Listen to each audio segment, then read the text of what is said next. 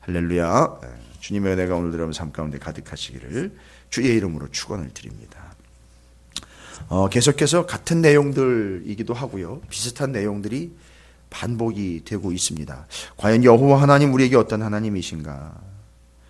아마 누가 알려주어서 성경 공부를 하면서 알아가는 것도 우리에게는 참 중요한 기회이기도 하겠지만, 시편에 기록된 이 시들을 보니 그 본인 스스로가 고백을 하면서 하나님께 찬양을 올려드리면서 경험하고 깨닫고 하나님이 주시는 그 은혜로 성령이 충만해서 하나님에 대한 참된 고백들이 자발적으로 터져 나오는 그런 시편들을 읽으면서 우리는 야, 하나님 어떤 하나님이시구나라는 것을 시편의 유익함이라고도 할 수 있겠습니다. 그래서 시편을 계속 우리가 새벽마다 묵상을 하면서 하나님의 어떠하심에 대한 묵상이 이어지고 있습니다.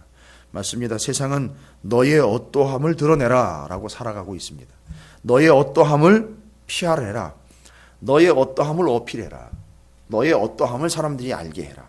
그러나 우리의 어떠함, 나 자신의 어떠함이 아닌 우리 그리스도인들은요, 하나님의 어떠하심에 근거하는 삶이기 때문에 하나님의 어떠하신 하나님인지에 대해서 집중하게 됩니다.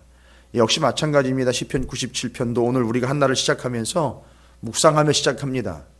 말씀의 모래라는 개념, 그걸 초월을 해서 하나님의 어떠하심을 묵상하면서 하루를 엽니다. 오늘 시편 97편이 말씀하고 있는 하나님의 어떠하심은요, 97편이 시작되면서부터 여호와께서 다스리시나니라고 언급을 하고 있습니다.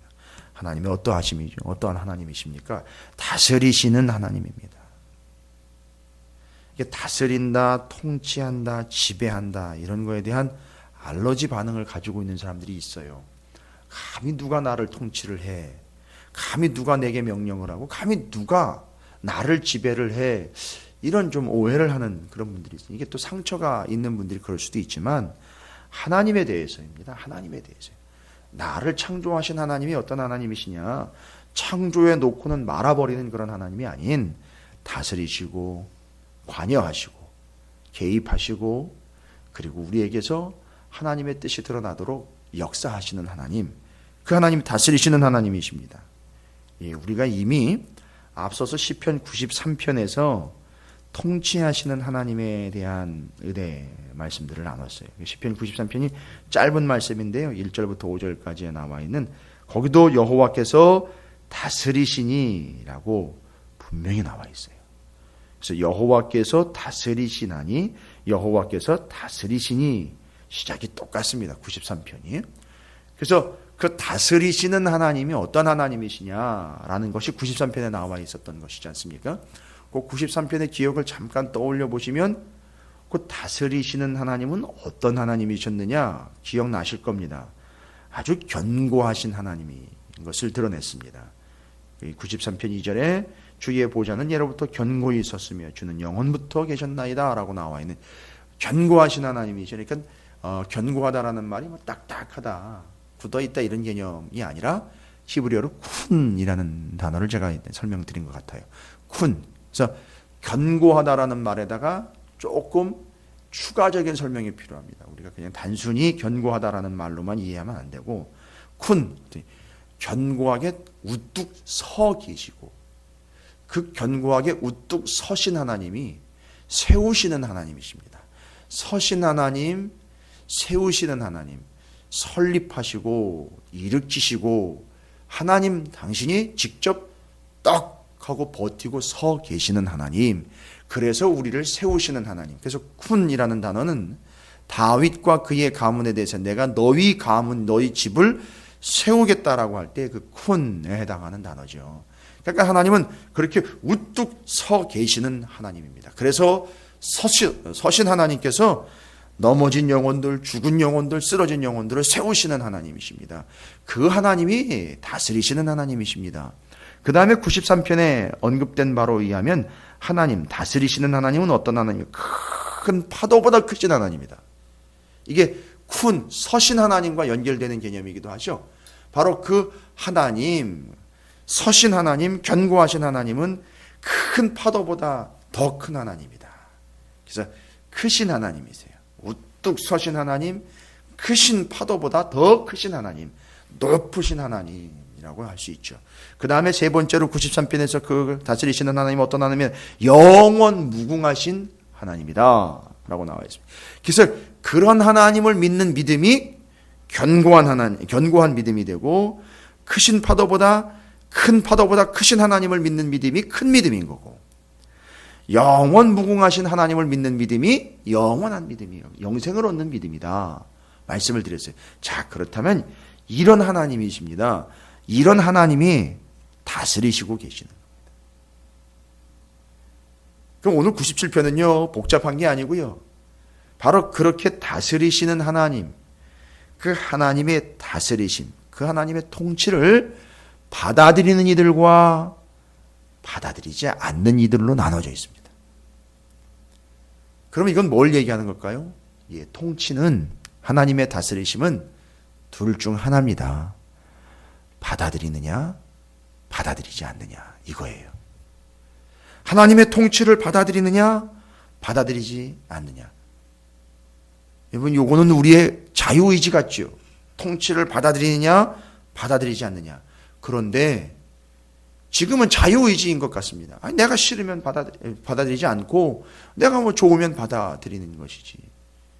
그러니까 호흡 불호를 분명히 해서 좋으면 받아들이고 싫은 많은, 이런 개념인 것처럼 우리는 받아들일 수 있어요. 그러나 중요한 건 뭐냐면 그 통치를 받아들임과 받아들이지 않음의 결과는 너무 극심한 차이가 난다는 거예요.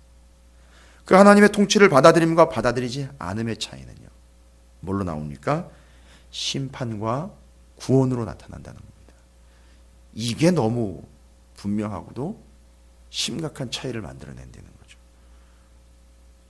그래서 우리는 하나님의 통치를 받아들이는 이들과 받아들이지 않는 이들의 차이를 오늘 본문을 통해서 우리가 들어서 알고 있고 이미 알고 있는 바고 경험도 하고 있지만, 시편 97편에서는 정확하게 93편과 또 연결되면서 하나님의 통치를 받아들일 것이냐,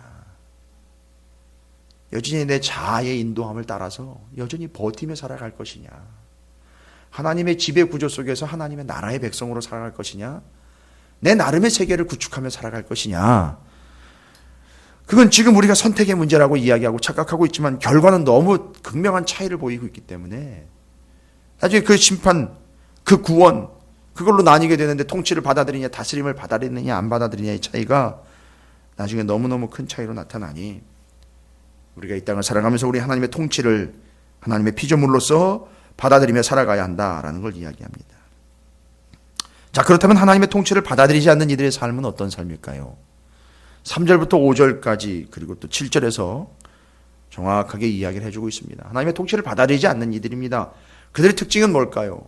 계속해서 우리가 에스겔서에도 나와 있지만 하나님의 통치를 받아들이지 않는 제국과 왕국들의 왕들의 이야기들을 우리가 살펴봤습니다.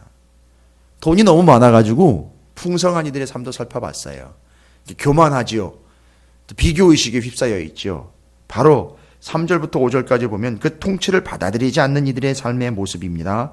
불이 그의 앞에서 나와 사방의 대적들을 불사르시는도다. 아, 하나님의 통치를 받아들이지 않는 이들은 일단 대적이라고 명을 하고 있습니다. 하나님의 통치를 받아들이지 않으면 그건 하나님의 대적입니다. 예, 그건 어쩔 수가 없습니다. 안 믿는다라는 개념을 넘어서 그건 대적입니다. 대적을 불사르시는도다.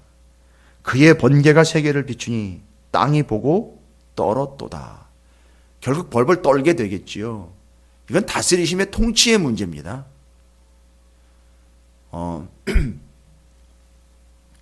참 재밌는 이야기이기도 하겠죠. 우리가 지금 요즘에 우리 정치인들과 함께 대통령도 마찬가지고 일반 백성들이 막 마음에 안 들 때는 막 욕을 해요. 불만을 막 표시를 하죠. 근데 또 정작 우리가 청와대 인도를 받아서 초대를 받아서 대통령 앞에 딱 가게 서게 되면 그 앞에서 과연 또 역시 자기가 일반 사석에서 그렇게 막 내뱉었던 것처럼 그렇게 똑같이 내뱉을 수 있을까? 예의적인 측면을 넘어서요. 예, 그게 한 나라의 대통령, 한 나라의 정권을 가지고 권력을 가진 이들 앞에서도 그런 차이를 보입니다. 그냥 일반 사석에서 막 이야기했던 것과 그 앞에 가서 그들 앞에 섰을 때 정작 바로 그게 통치권이 되는 겁니다. 그게 다스리심에 대한 잠깐의 이해를 좀 할 수 있는 내용들이에요. 근데 그 하나님 앞에서 하나님의 통치를 받아들이냐 안 받아들이냐의 개인적인 성향의 문제를 넘어서 하나님의 통치 앞에서 그걸 받아들이지 않는 이들은 결국 어떻게 되느냐 하면 이게 떨고 하나님께서 그들을 불사르게 되는 비참한 상황들이 임하게 된다는 거죠. 5절 같은 경우는 더 심합니다. 산들이 여호와 곧 온 땅의 주 앞에서 밀랍같이 녹았도다. 여러분 왜 산이라는 표현을 썼을까요? 산은 이 땅에서 높은 걸 이야기합니다. 그러니까 스스로 높은 것을 자랑하며 스스로 높은 것으로 인하여 교만하게 된 이들, 자기 스스로가 나도 내 나름의 권력을 가지고 있고 내 나름의 위치를 가지고 있고 내 나름의 여유를 가지고 있다라고 스스로를 교만하게 높이면서 살아온 산과 같은 존재들을 하나님은 어떻게 하시냐면 녹여버린다, 태워버린다, 떨게 만든다라는 겁니다. 이게 만든다라는 개념으로 제가 설명했지만 아니요. 하나님의 통치를 받아들이지 않는 이들은 스스로가 교만하고 비교의식에 쌓여있고 자기만족에 쌓여있는 이들이기 때문에 하나님이 그렇게 하신다는 것보다 하나님 앞에 서버리면 그들이요, 통치를 받아들이지 않는 이들이 하나님 앞에 서버리면 어떻게 됩니까? 불타버리게 되는 것이고 벌벌 떨게 되는 것이고 녹게 되는 겁니다. 밀랍처럼. 이게 하나님의 통치를 받아들이지 않는 이들의 모습입니다. 여러분 우린 이걸 묵상할 필요 없습니다. 이건 경계해야 되는 부분이 분명하지만 이걸 깊이 너무 묵상하지 마십시오. 우리는 어차피 하나님의 통치를 받아들이도록 창조된 존재들입니다. 하나님의 통치를 받아들여야 됩니다. 그렇다면 하나님의 통치를 받아들이는 이들의 삶은 또 어떤 삶입니까? 그게 이제 뒤에 설명이 됩니다. 하나님의 통치를 받아들이는 이들의 삶. 10절부터 12절까지 쭉 기록이 되어 있습니다. 여러분 하나님의 통치를 받아들이십시오. 인정하십시오. 통치를 받아들이면 곧 구원받음에 대한 근거입니다. 심판의 대상이 아닌 구원받음, 통치를 받아들임, 그 지배를 받아들임, 하나님의 다스리심을 인정함. 그러면요, 그 지배를 인정하며 다스림을 인정하며 통치를 인정하는 건 그 나라의 백성이라는 겁니다. 그게 하나님 나라를 이야기하는 거예요. 그래서 하나님 나라는 막연한 개념이 아닙니다. 하나님 나라는요, 하나님이 통치하시고 다스리시는 중 이겁니다. 그러니까 나도 하나님 나라가 될 수 있고요. 우리 가정도 하나님 나라가 될 수 있고 교회, 직장, 사업장 어디든 하나님의 나라가 될 수 있습니다. 어떻게 할 때죠? 하나님의 통치를 받아들이고 인정할 때. 주님의 이름으로 축복합니다. 여러분의 삶의 자리가 하나님의 나라가 되시기를 주님의 이름으로 축복합니다. 자, 그러면 그 통치를 받아들인 자들의 삶은 어떤 삶일까요? 10절을 보십시오. 너무너무 중요한 겁니다.